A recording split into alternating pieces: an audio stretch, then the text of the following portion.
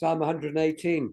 And thanks so much for inviting me tonight to come and speak. And just wanted to thank you too for praying, for your support in prayer. We really, really appreciate that. And your support in giving too. We're very grateful.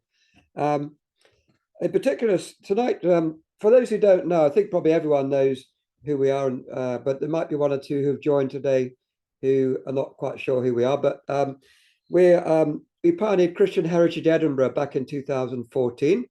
And so I'm the director of that. And that involves doing walking tours, Christian heritage tours, a Christian Heritage Centre during the summer for 4 months, which we're looking forward to again between June and September. And since we first started, we've had over 137,000 people in from all over the world, of every nation. And it's a great opportunity to bring the gospel through our Christian history. And the third main part of our ministry is Street Cafe, which I'll talk about a bit later. There are other things too that Isolde does, Women at the Table, and I teach at a Bible college, and write and research and various other things. But I'll particularly focus tonight about Street Cafe. But I thought today is a very special day, at least for some parts of the world. Can anybody guess what the day is today? Anybody know what today is? You can unmute yourself and say if you know what it is. St. Patrick's Day. Yes, well done. St. Patrick's Day, the 17th of March. St. Patrick, of course, famous for the patron saint of Ireland. We have St. Andrew over here. But he's actually has the earliest 7 origins, the 7 earliest writings about Patrick, all agree that he was born near what you call Ardclwyd, which is Dumbarton, west coast of Scotland. So he was actually a Briton. He was a Briton, and he was in the Roman situation just near where the end of the Antonine War was there. And I'll say a bit more about him, because I'm going to launch in about mission through Patrick, because it's Patrick's Day. He was an amazing missionary. But I want to read a scripture here, first of all, which is from Hebrews chapter 12. It's one of my favorites for Christian heritage. Therefore, we also, since we are surrounded by so great a cloud of witnesses, let us lay aside every weight and the sin which so easily ensnares us, and let us run with endurance the race that is set before us, looking unto Jesus, the author and finisher of our faith, who for the joy that was set before him endured the cross, despising the shame, and has sat down at the right hand of the throne of God. And this follows exactly on there's a catalogue of all these amazing people of faith in the Old Testament. By faith, Abraham did this, and by faith, this person did that. But just thinking about the cloud of witnesses that encourage us in our faith at times when maybe we're struggling. Maybe we're struggling with temptation. Maybe we're struggling with disappointments, discouragements. Maybe we are going through trials of one thing or another. And we're struggling with sin, maybe. Things that drag us down. Maybe we lose our first joy, and maybe we're not as passionate for Jesus and spreading the gospel and loving him and loving people as we once were. It can be very easy. We can lose that first love. And yet here, it speaks about this great cloud of witnesses that spurs us on. You see, we can be spurred on. It's wonderful to be in the presence of the Holy Spirit. It's wonderful to spend time in the Word of God and to be with God's people. We encourage each other as saints before God. That's all wonderful. We can go on the internet, get great teachings as well. But one of the things I found is the people who've been before us. They can be such a great encouragement. And earlier it was mentioned about that man who was preaching, and Spurgeon was converted through his preaching, just an ordinary person bringing a message from the prophet Isaiah, and the impact that had on Spurgeon, and as a result, thousands and thousands of people. So I think in our own Christian heritage, because that's what we particularly focus on in the ministry that God's given us, Scotland's got so many vibrant, amazing characters, men and women, often who have stood for their faith in times of great trial and times of great persecution. In fact, I was talking to a pastor he always reminds me of something like one of the Covenanters or John Knox whenever I hear him speaking. But he was so inspired by the National Covenant of Christian Presbyterians in 1638 that signed that document about Christ being the Lord and so on, and standing for the Christian faith. And he was so inspired by that, he was just really broken in tears. And ever since that time, because he knew the price they paid for their stand for Christ in the 17th century, and since that, it just sort of inspired him so much for today, because the motto we have in Christian Heritage is challenging today from the past. And so this person who's become a friend, he's actually even gathering together with pastors to prepare Christians in our time for persecution in Scotland. And we need to get ready. I've been saying this for some years, the edge of the clouds there, and it's drawing closer. And so many of our people, the saints who've gone before us in Christ in Scotland, have stood and they've overcome by the grace of God. So I find that one of the things that really encourages me is digging into our Christian heritage in Scotland. And we're surrounded by a great cloud of these amazing witnesses who encourage us, almost cheer us on by their testimony. They've been through it. So if God's grace was for them in their time, God's grace is also for us in our time of need here in the 21st century. And the particular one that I want to focus on, as I mentioned already, is Patrick. And as I said, the earliest accounts all agree that he was born near what we call modern day Dumbarton, where there used to be the Towering Rock, where you still see the Towering Rock. If you've ever been to Dumbarton, I was really excited to go there because I thought, wow, this was actually that area was where Christianity began in Scotland, not in Whithorn where Ninian was, but actually a bit further up into Dumbarton area, Alclud, as they call it, near the River Clyde, that big towering rock. And I thought there'd be amazing Christian heritage, plaques and all that kind of thing. But no, there's nothing there, really. And even I couldn't get up to the castle. It was all blocked off because they were restoring something. And that was it. So, and lots of rubbish around by the seashore. It wasn't very inspiring at all. And I thought, oh my goodness, just this modern estate as you come up to the big rock. And yet there's so much history that's been buried and forgotten about in that particular spot. But it's great digging out what happened with Patrick, just so you know that, and hopefully you'll be inspired as I tell something about him before I get on to an update about Street Cafe, because the two things are linked. Patrick was he grew up in a Christianized environment there near Dumbarton, and but he said in his own letter he left us two letters he had written himself. In his own testimony, he said he had teachers teaching him the gospel about Jesus, but he just switched off, typically like one of those children that you might have in Sunday school or something that switches off, you know. But he was doing that, and then something terrible happened, a great tragedy, and the Irish came over as pirates, and they killed lots of the people in his where he lived, and they took lots of them as slaves, including him when he was 16 years old, and his sisters. And he was taken off to Ireland and became a slave for a Druid priest there. And he was badly treated. And in fact, he even was eating the food, not even of humans. He was eating animals' food. He was eating the food given to the pigs that he had to look after.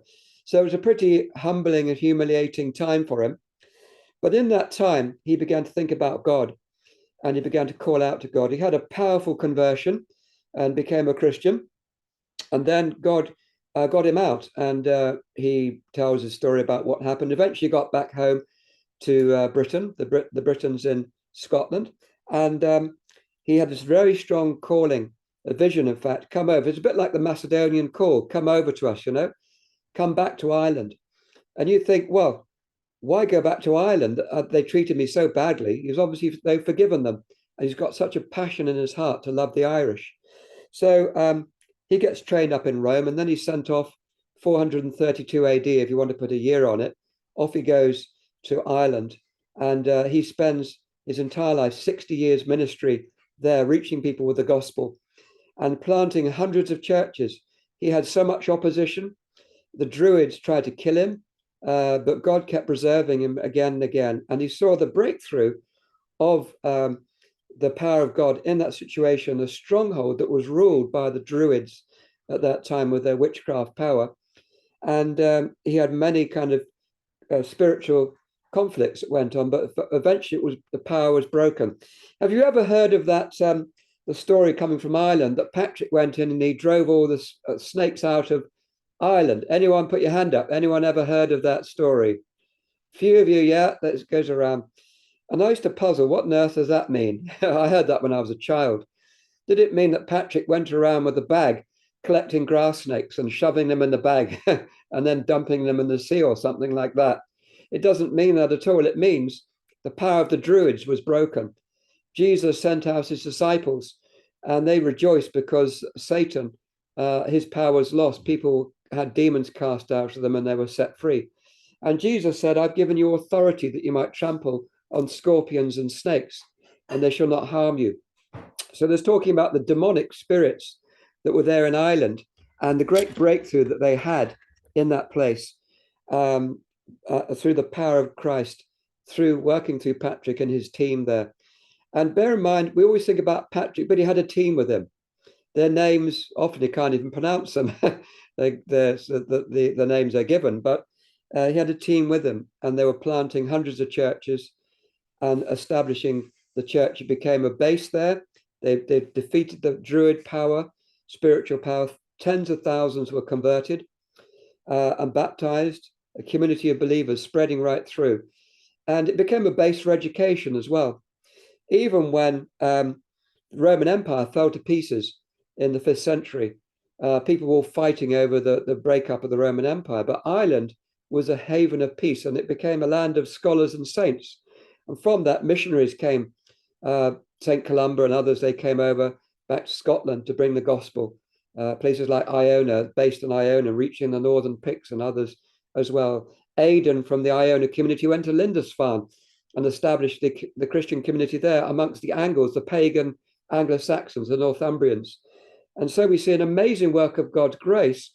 But then the scholars coming from Ireland, they end up going to Charlemagne in France. They're influencing Alfred the Great in England. And we're seeing a rise of education. We're seeing the beginnings of universities start to rise up as a result of what God was doing.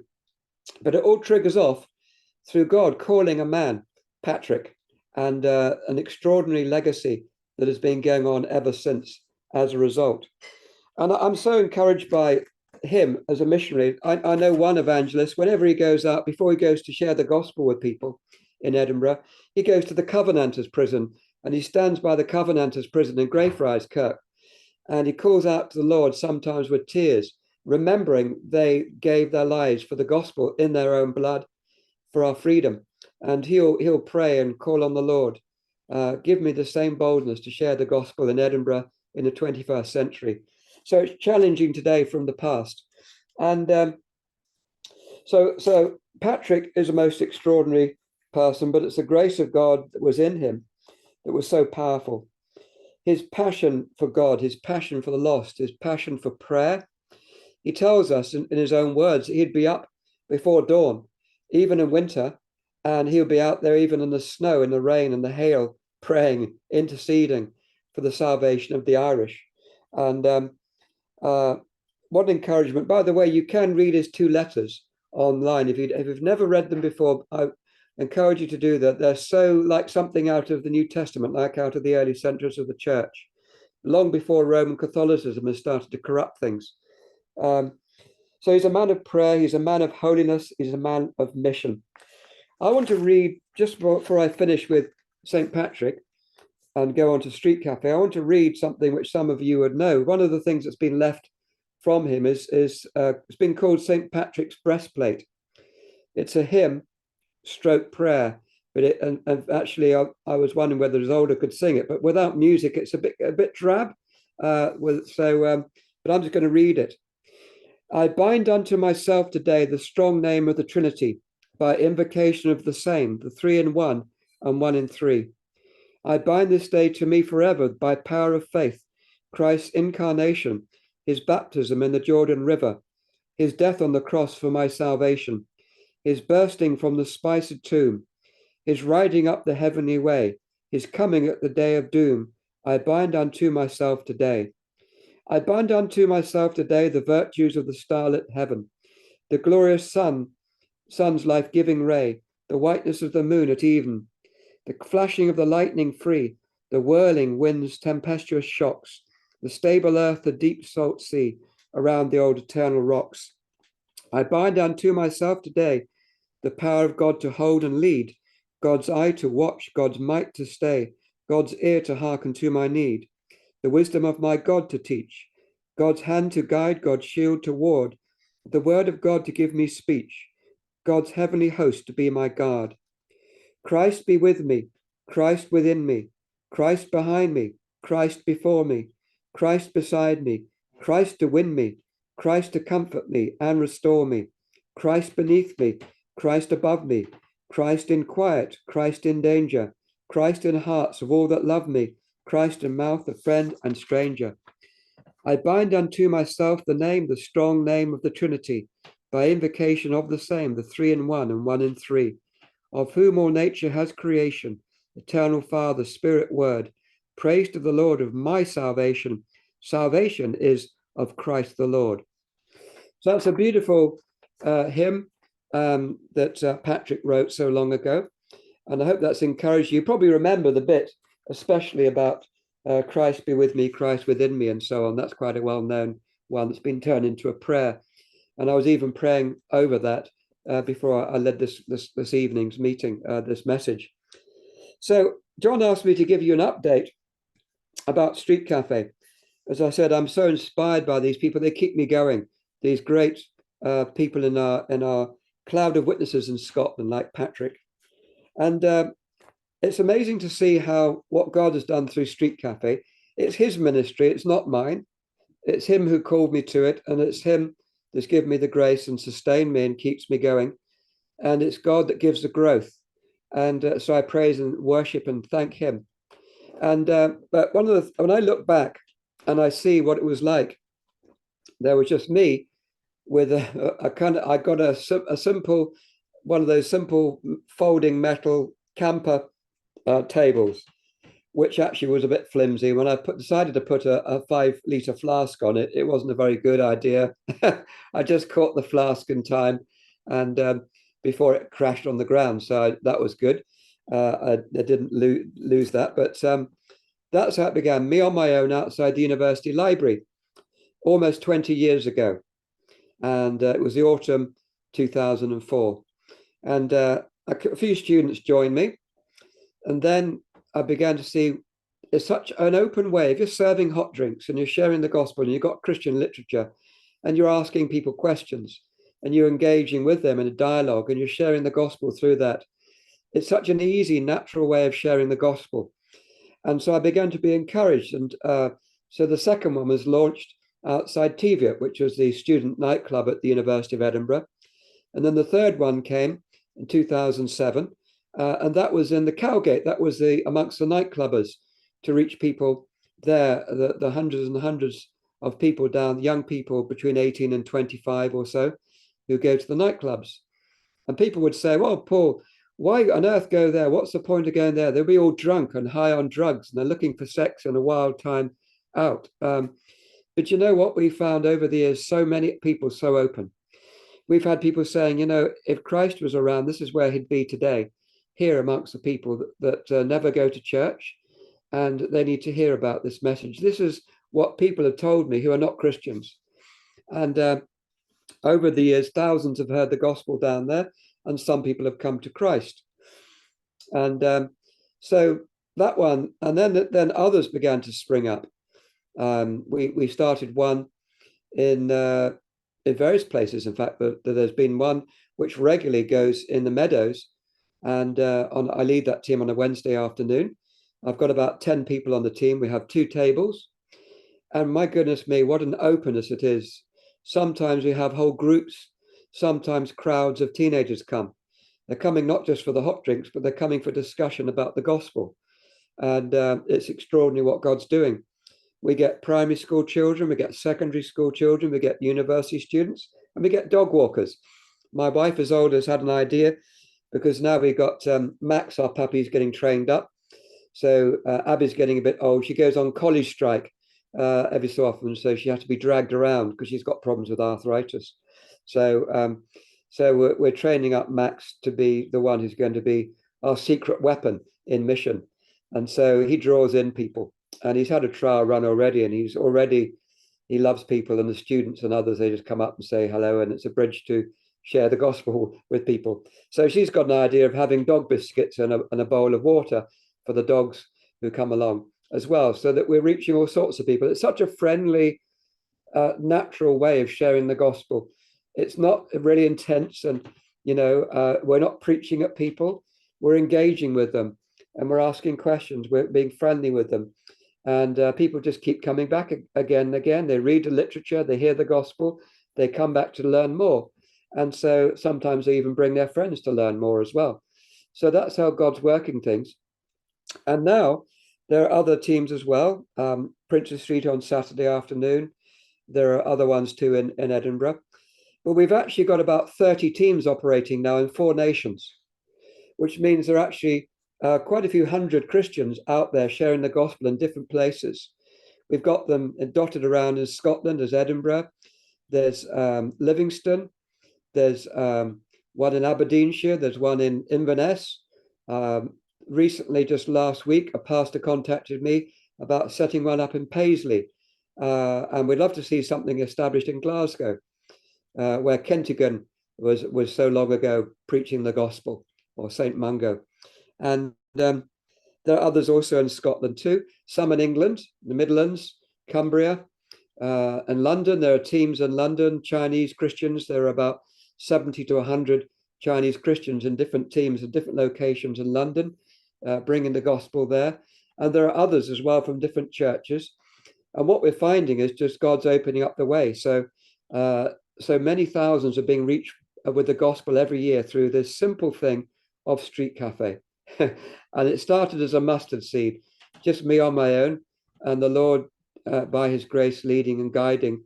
And it's like those dandelion seeds that, I used to love that as a child, where the wind blows, there's little parachutes, dandelion seeds, and they get blown away in their parachutes and they land somewhere. And some of them, they land and they grow into little plants. And what we're finding is some people have tried Street Cafe and they haven't followed my advice, and they've gone in the wrong place, or they've had the wrong approach, and they've not settled. But the ones that have followed the kind of pattern of what we do are flourishing, and people are coming to Christ, and so many are hearing the gospel. So that's something about the Street Cafe. Typically on an average afternoon, a couple of hours, we would have gospel conversations with between 20 and 50 individuals. And sometimes they're also not just individuals, but they're groups as well. So we're kept busy virtually the whole time sharing the gospel. It's amazing how it works. We just set up the tables. We have a banner that says Street Cafe, free hot drinks, building community. And we just call out free hot drinks, tea, coffee, chocolate, and people come and stop. And people, when they've got a hot drink in their hand, usually they want to socialize. That's what you normally do. And so there's such a natural way of a bridge to build the gospel from that. And so it reminds me very much of Jesus talking to the woman at the well in John chapter 4. And Jesus was thirsty, so he asked the woman for a drink. And it went from physical drink to spiritual drink, to eventually to about confrontation about sin of her life, and then introducing himself as the Messiah. And then a breakthrough happened in that community. I want to share with you some people who have come to Christ, just to your encouragement, just only recently. In fact, only in just January, February, into March now, there have been at least 5 that we know about who have become Christians through Street Cafe, which has been really encouraging. One of them is a Chinese student girl from Edinburgh University. And one of the teams, we've got 2 teams on a Thursday outside the university library, one between 11 and 1. And the second team, usually about sort of 2:30 till about 4:30. And that's the Faith Mission Bible College students. And I pioneered that one with the Faith Mission and handed it over. Stuart runs that now. And So many people are hearing the gospel there in that place. Well, the Thursday morning group, I was connecting with the pastor because he said, I've got some people who want to do a Christian Heritage tour. So we were chatting about that. And then I just said, how's it going with Street Cafe? Because they're one of the churches that run Street Cafe. And they used to be at the Bruntsfield link end of the Meadows. And he said, oh, we've moved now to near the library. And so I said, how's it going? Oh, it's been really great. We're reaching so many people. He said, oh, somebody recently came to Christ. And he mentioned this Chinese student. And he said, since she's come to Christ, she's had such a radical conversion that she can't stop telling people about Jesus at the university. So she invites bunches, particularly Chinese students. The bunches of these students turn up to church, and they turn up to the house group, what they call the life group. And they're all wanting to know about Jesus. Now, that's brilliant. I love that, because what's happened is God's used Street Cafe, connected with this person. The person's come to Christ, a dramatic transformation. And now the church is striking gold. It's like what you do is you prepare the ground, you're breaking open, and then you hit the vein of gold, and you carry on with the vein of gold. The ones that are open, the ones that are seeking through the relationships. And so wouldn't surprise me if we see a bunch of these people become Christians, and it could really just take off in that church. They've been amazed to see what's going on in that one church. What I love particularly is to see Street Cafe embedded in local churches rather than Christian Heritage Edinburgh trying to pull together people from different churches. That's great. And that's what we did at the beginning. But now we're seeing a new thing happening is Street Cafe is being taken on board by churches and being promoted. So that sort of their own local Christians reaching their own local people in their own local community with the gospel of Christ through Street Cafe. And that's exciting, because if it means I disappear and I'm gone, the churches keep on doing that. And that's so important in spreading the gospel that way. So what we've got is that another one that will really encourage you. I don't know whether I mentioned this last time, but there was, it just shows you how God works. Some people who come to Christ when you're talking to them because God's prepared them, or you follow them up through a process. You meet them at first at Street Cafe, then you meet up with them later, and eventually they come to Christ. But there was a case of one couple who came to Christ, a Polish jazz singer, and her husband, he has a normal job. He's French, but he's also a pianist. And what happened was there was a Street Cafe team in the underbelly, in the nightclub street in the Cowgate in Edinburgh. And he was walking along that street, and he came across two booklets that were on the floor. Dawn of the New Age, a booklet I'd written about 5 New Age people who came to Christ, and Why Jesus, a booklet explaining the gospel. So he took them back home because he said, my wife was really into New Age big time. She's really spiritually searching. So he took those 2 booklets back, which had been discarded. They must have been given, somebody from our team down on the Friday night must have given those 2 booklets to somebody who probably went into the nightclub and thought, I don't want to take these booklets into the nightclub and put them on the street. But somebody came along, this French chap, took them. His wife read through both booklets. She said, this is what I've been looking for all my life. You've got to read this about Jesus. So he read it through. They both came to Christ through the booklets. And then they went online to try and find a gospel church, a church that really believes in about Jesus and what was written in the booklets. So they found a church. They ended up going there. And we met up with them before Christmas, and they came back again here. And the wife's been out. She's in her 20s. They're both in their 20s. She's been out, or late 20s, early 30s. And she's been out with doing Street Cafe sometimes, but also she was a volunteer in the Christian Heritage Centre, sharing the gospel with lots of people, which has been amazing to see those two. And they're writing gospel songs also in the jazz style. So they're actually going even into nightclubs and various places, and they'll do typical, normal, just neutral words that they'll sing and music, and then they'll bring in, then they'll sing a few songs they've written in this jazz style about their faith in Jesus and bring testimony. So it's amazing what God's doing. There are others, but I haven't got time to mention, just to encourage you about what's going on. Let me just say some of the conversations. There's been a big stir up. There's big lot of heartbreak, and it's heartrending to see what's going on in Gaza. And I'm sure your hearts are praying for what's going on out there between the Israelis and the Palestinians. But let me tell you what's been happening on the Wednesday afternoon, street cafe. One day we were just serving hot drinks there, the usual spot, and a woman came up in her 40s, I guess. She got chatting to one of our team, and noticed she had a little badge of the flag of Israel on her jacket. So she said, "Oh, are you Jewish?" And Heather, who's Irish, actually, Northern Ireland, she said, "No, I'm a Christian." "Why are you wearing that?" She said, "Well, I love Jewish people. I'm so grateful to them because through them, the Messiah came to save me." And then this woman burst into tears. She said, "You're the first person in Scotland I've ever met that loved the Jewish people. I thought everyone in Scotland hated us because of all that's been going on recently, the anti-Semitism and all the so on."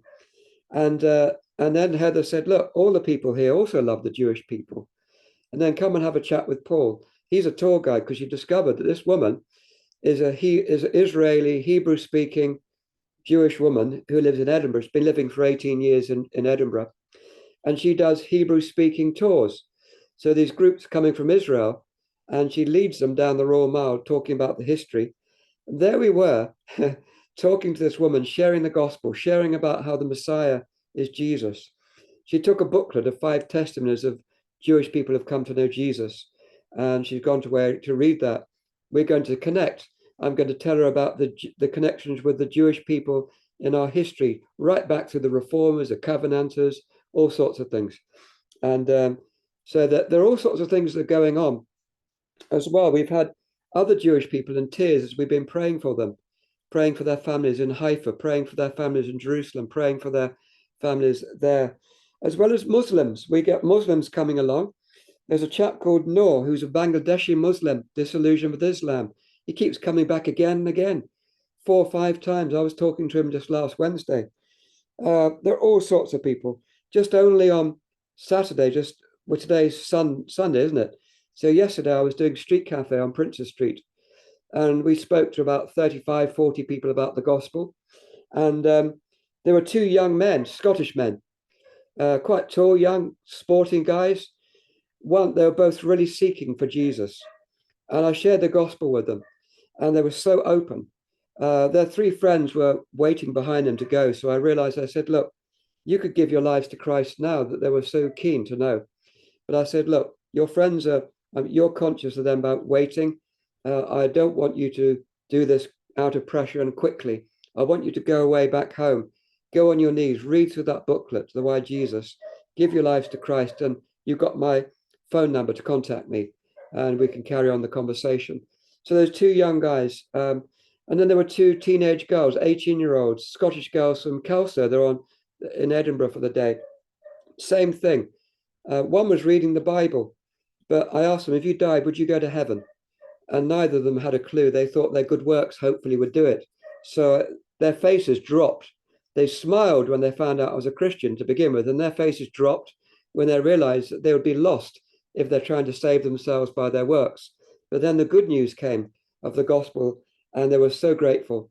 And they said, "Look, we've got a dash for our train, but we're going to read this booklet on the way and discuss it." And off they went. So that's just a little window of opportunity. I'm trying to rush very fast, and I've probably gone over time. Sorry about that. But you can understand the excitement I've got. There are things that God's doing. He's raising up. The video, we've done the videos of Street Cafe. 70 churches are sending that through their churches to do Street Cafe. I've been given the opportunity to train up people in evangelism through the churches and through a network of over 1,000 churches, and to see Street Cafe go far beyond. It could explode with hundreds of Street Cafe teams in many nations in the future by the grace of God. So be encouraged. Be encouraged. It's not only just about the past and Patrick, what he did in Ireland. It's the 21st century, what God's doing now And so I hope you've been really encouraged, and to keep praying for us, that many more will be saved and many more teams will be raised up to reach many for Christ in our time. Thank you for listening. Apologies, I've gone over time in my excitement. I lost touch with the watch. God bless. Good